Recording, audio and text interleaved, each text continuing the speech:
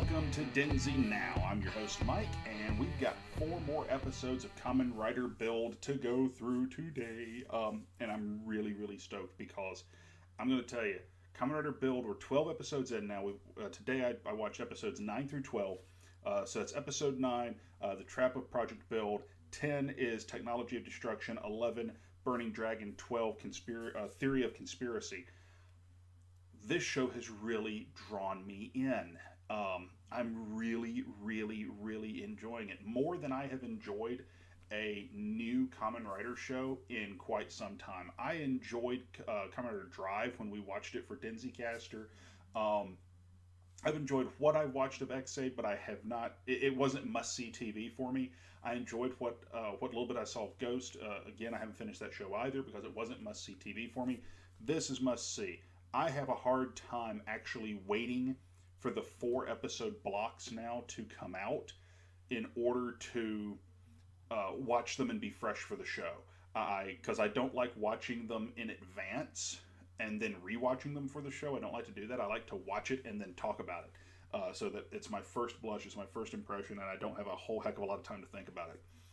Basic synopsis for these 4 episodes. I'm not going to go episode by episode. If you want episode by episode plot synopses, go check out KamenRiderWikia.com or KamenRider.wikia.com. So here is your gist of it. 1, we get some more information about the creator of the build system, of this rider system.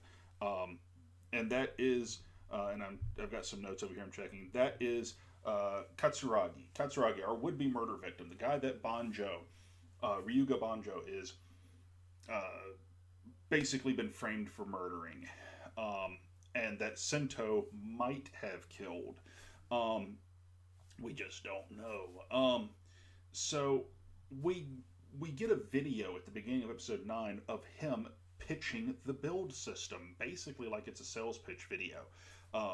Hey, this is what the build system is, and it's the ultimate in defense, and so on and so forth. And it really leaves the door open to, is this a defensive weapon, or is it a military weapon?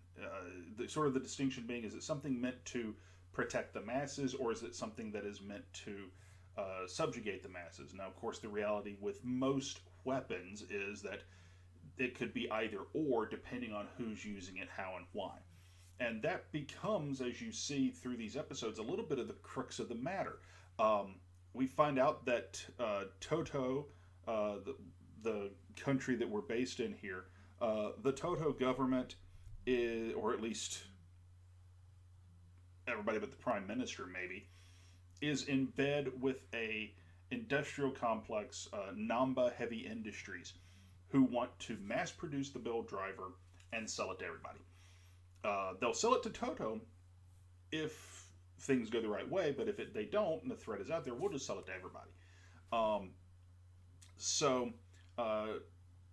Gintoku, the assistant to the Prime Minister, and the Prime Minister's, I think it's the Prime Minister's son, if I recall correctly, but Gintoku winds up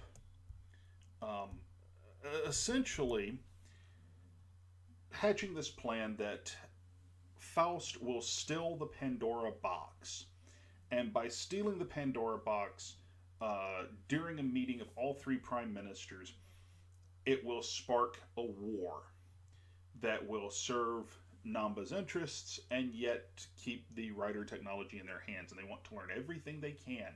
You can see that the president of Namba Heavy Industries is wanting to learn everything he can about the build driver and everything about its powers. We find out that the panel that was in the drive, or the build lab rather, that they used to test full bottles with, that panel, which is part of the Pandora box, the bottles are actually needed to open the Pandora box. So that's an interesting thing, and we actually wind up with this this deal throughout these episodes where Night Rogue, which is Gintoku, we find that out, and Bloodstark, who might be might be Katsuragi. We don't know for sure. We've never seen him without. We've never seen anyone transform into him. Um, that he is. They are basically trying to steal the full bottles to use with the deal, to use to open the Pandora box, and so it's a really interesting setup. Um, Things I'm liking about the show. The show's got layers to the story, and I really love that. It's episodic. It's serialized rather than being episodic. It's not two parters like a lot of the previous Kamen Rider shows were. It really is just an ongoing story, which I really really love that. Um, Banjo is my favorite character in the show right now by far. But all of our main characters have motivations. They have a story, and they're getting those stories out there. This show so far to me is an example of how you can be toyetic, and I'll get to that in a minute. How you can be toyetic and be creative.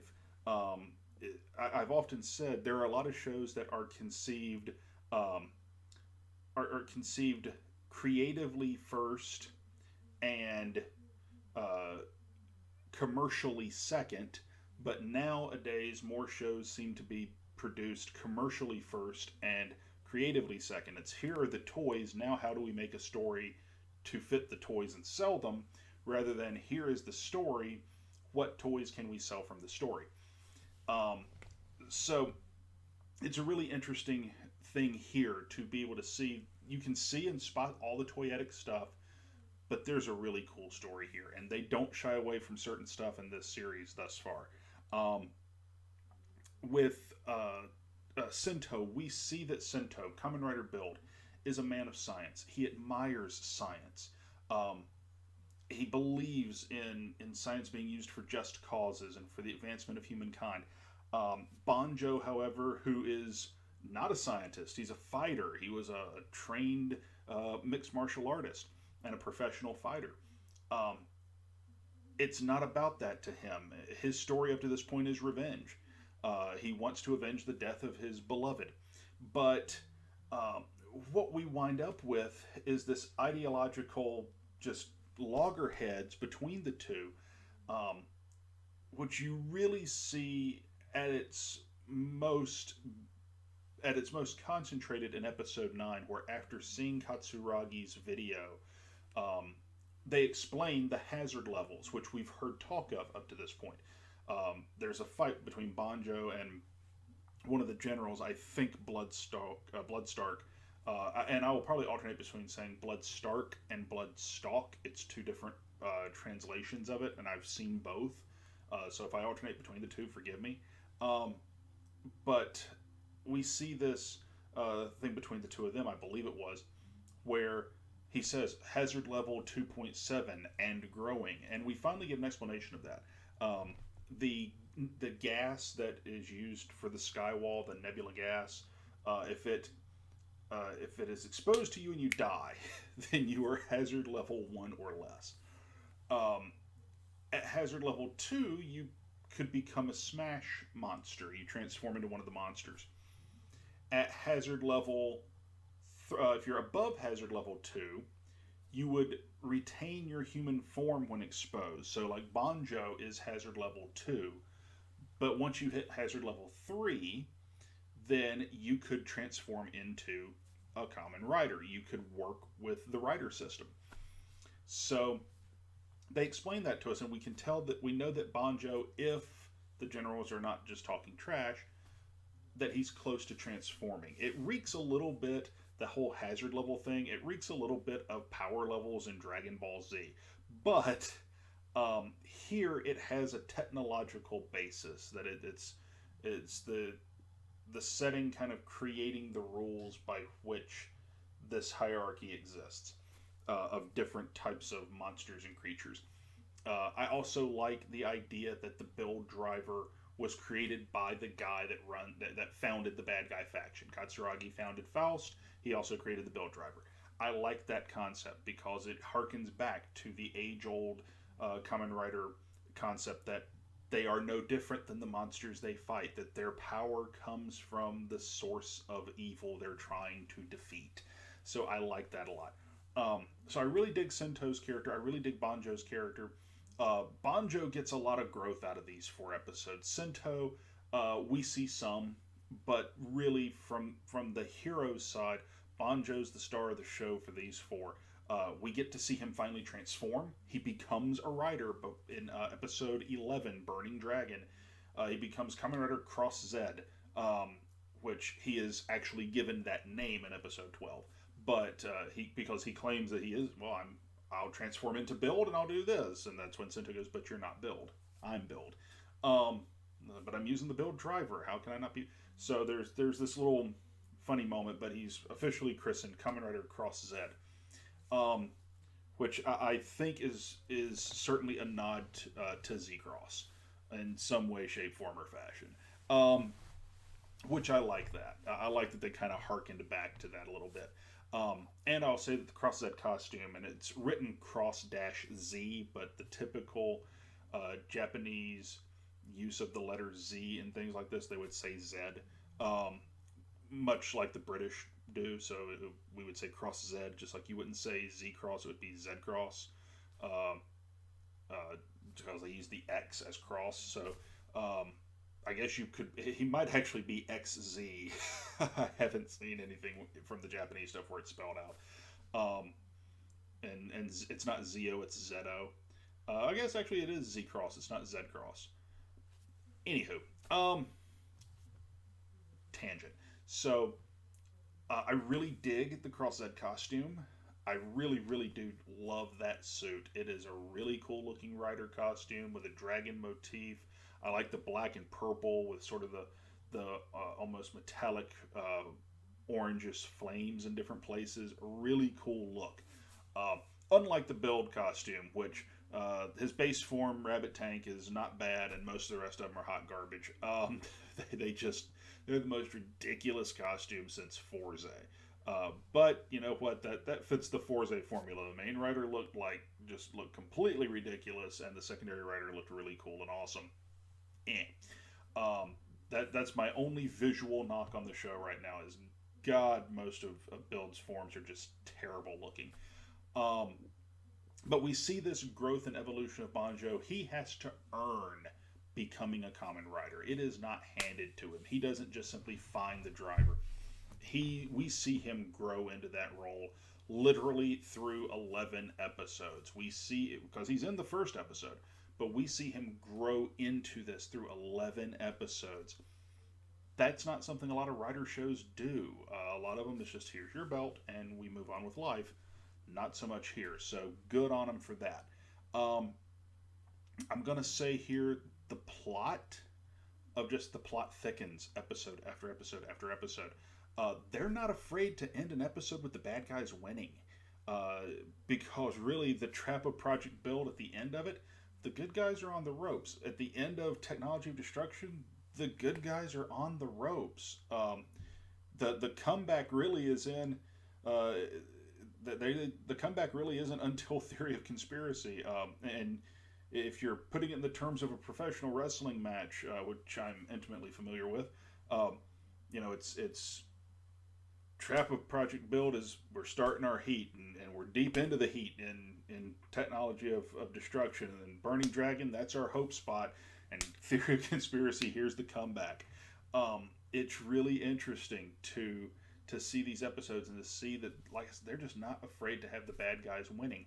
In fact, by the time Cross Z transforms for the first time in Burning Dragon, you are virtually begging for it. They make it get to a point where it has to happen. Not simply it's a cool moment, but the story justifies that this must happen now. He must become a hero now.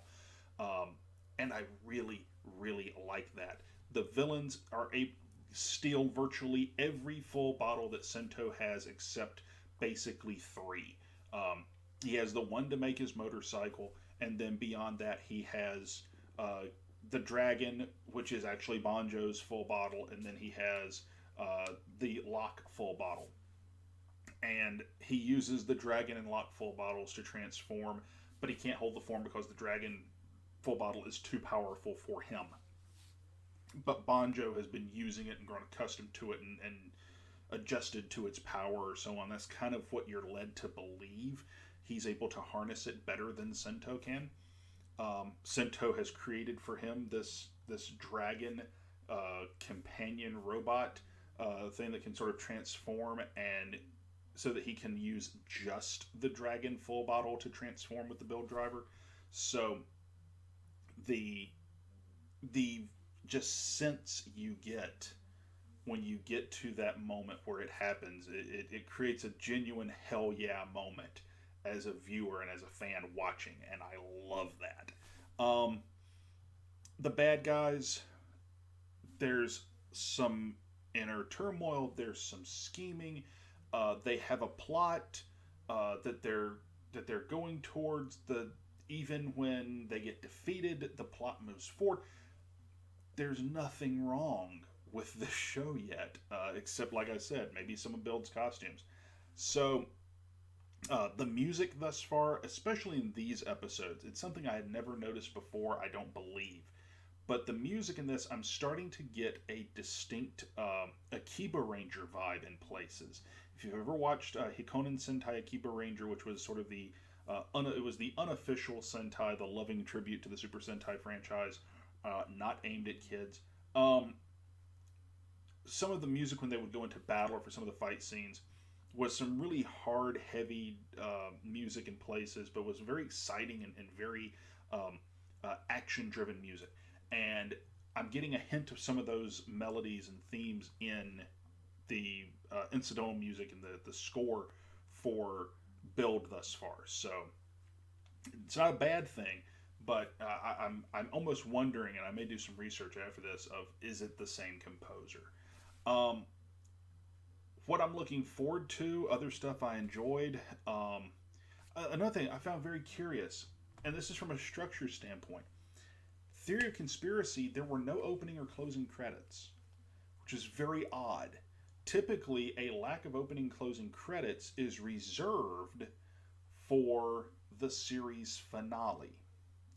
But on this episode, there was no opening theme, no opening credits. You simply got the logo off of a dramatic reveal or dramatic moment of dialogue, and then you get the credits rolling over a dramatic scene, over the bad guys talking.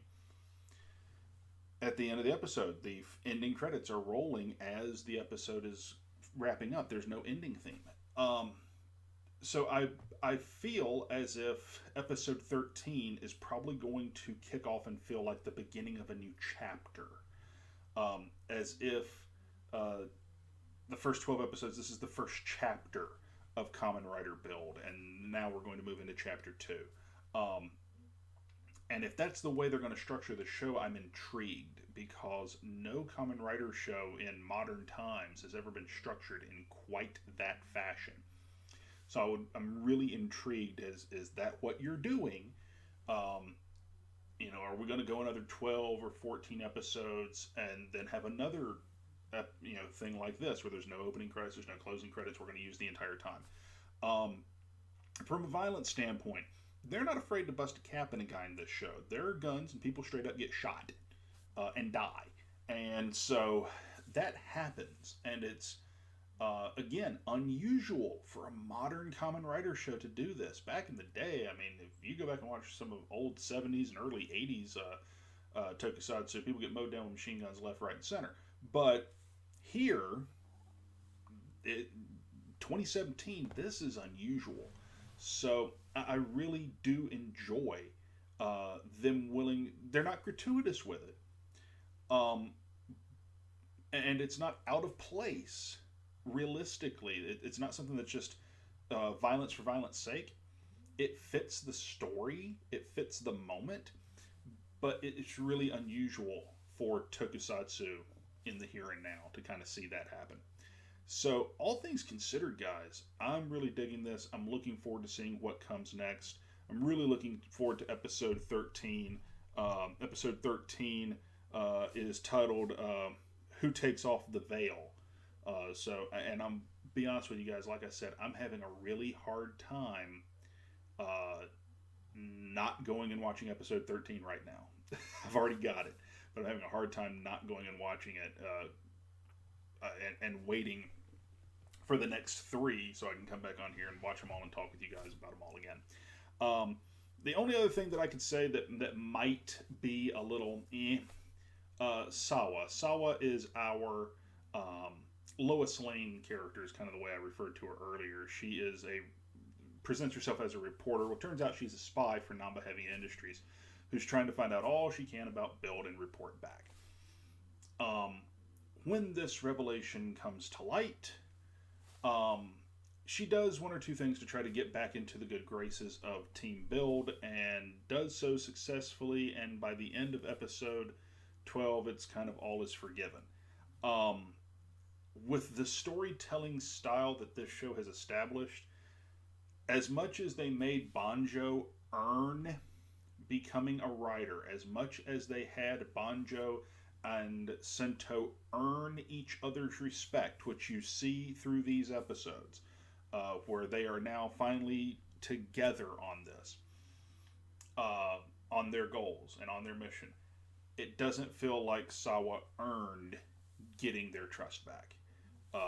That felt kind of rushed, I must say. So there is that. I'm looking forward to seeing the Sawa character intrigues me. I'm interested to see what they do with her going forward, because now they've painted her in the position of being a spy. So is she a double agent? Does she continue to work for Namba? Is she just going to kind of be this rogue, no pun intended, off on the sidelines, just trying to stay in everyone's good graces? That's an interesting concept. Misora, which is the young lady that puts together the full bottles and purifies them for Bill to use. They give you a glimpse into her backstory in this 4 episode batch early on, and I would love to get a little more of her backstory because she has some fairly mysterious powers. Will she ever turn into a rider? That's something they always ask when you have female leads in one of these shows. Well, when is she going to be a rider? Because surely they're going to give us a girl rider. Well, they've screwed up their chance at a free lunch before, folks, in these shows. So I'm not banking on it. But if there's a character that has been given the cachet to do that, it might be her. Just as Banjo, you didn't question him becoming a writer when it happened because you've seen him as a civilian be a badass and fight these monsters without powers and establish that big damn hero credibility. So like I said, all things considered, so far, really, really good. And I'm looking forward to the next 4. So folks, that's going to wrap up this episode of DenziNow. To let you guys know, in the future, not overly distant future from when we're talking, the new Super Sentai series will be kicking up sometime in the next couple of 2. Usually it's around February-ish. It'll be kicking off. It is, believe the full title is Kaito Sentai Lupin Ranger versus Keisatsu Sentai Pato Ranger. Basically, Thief Task Force Lupin Ranger, like Lupin the Third, versus Police Sentai Patrol Ranger. So robbers and cops and robbers kind of deal. Sounds interesting. Hopefully not quite as off the rocker as Q Ranger was, because I watched that show and kind of got really reluctant really quick. But I am going to check that one out and expect a DenziNow on that show after the first 4 episodes. If it's good, then DenziNow will start popping up for both shows. If it's horrible, and I don't want to watch it anymore, then you guys will have the opportunity to make me watch more. Kind of like the opportunity you have with Power Rangers Ninja Steel. Go watch that video if you're wondering what I'm talking about. And if it's neither, then we won't waste each other's time. If you like the video, folks, please give it a thumbs up. If you didn't like it, give it a thumbs down. Either way, let us know why. Let us know what you thought of these episodes. Leave us some comments down below. While you're here, hit that red subscribe button too. That does help us out. You can become one of our patrons at patreon.com/ECS Network. The only thing we ask, just throw $1 a month in the tip jar. It does help. It goes to help us out here at the channel.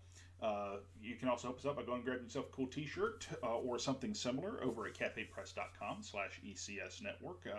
Do all of that. You may notice, I hope, that it sounds better this week, and that is because of you guys. There is a off-camera, you'll see it in future episodes of DenziCaster, but off-camera there is a Blue Yeti microphone pointed at me, wired to our camera, so yeah, hopefully much better sound. Also, if you watch the Denzi Blitz, where right now I'm talking about Uchu Keiji Scheider, the blue guy back here behind me on the shelf. We're just started that on the Denzi Blitz, but you guys get to pick what I watch on the Blitz next. You guys did not steer me wrong with Power Rangers Dino Charge, I gotta tell you. So visit our Facebook page, facebook.com/DenziCaster, and find out how you guys can pick the next show I'm going to watch on Denzi Blitz after Space Sheriff Scheider. So folks, that's going to wrap us up. I'm done yammering. Thank you for joining me this week on DenziNow. Until next time, 4 weeks from today, when there's more, or maybe a little less, it might be 3, when there's more Kamen Rider build coming your way, I'm Mike, and I'll see you.